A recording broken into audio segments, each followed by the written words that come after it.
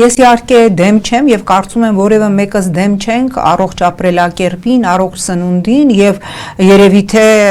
այս կառավարության միակ որոշումներից մեկը կրթական համակարգում, որ դպրոցներում եւ մանկապարտեզներում այդ սնունդը այդ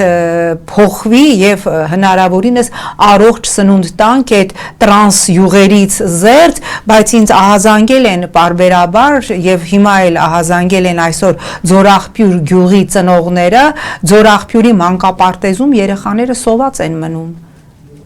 Գիտության, կրթության, չգիտեմ ինչի նախարար եւ բազմաթիվ մանկապարտեզներում ձեր նոր սննդակարգի արդյունքում երեխաները սոված են մնում, ավելին ինչի եք Ձորաղբյուրի պետական մանկապարտեզից յուրաքանչյուր ծնողից գանձում 8000 դրամ, երբ որ պետական մանկապարտեզները անվճար են, վերանայեք այս խնդիրը եւ այո, առողջ սննդակարգի անցնելուց գոնե չափաբաժինները այնպես արեք, որ երեխաները սոված չմնան, կրկնում եմ, բազմաթիվ ծնողներ են ինձ դիմել, որ այս նոր սննդակարգի անցնելուց մանկապարտեզներում երեխաները մնում են սոված,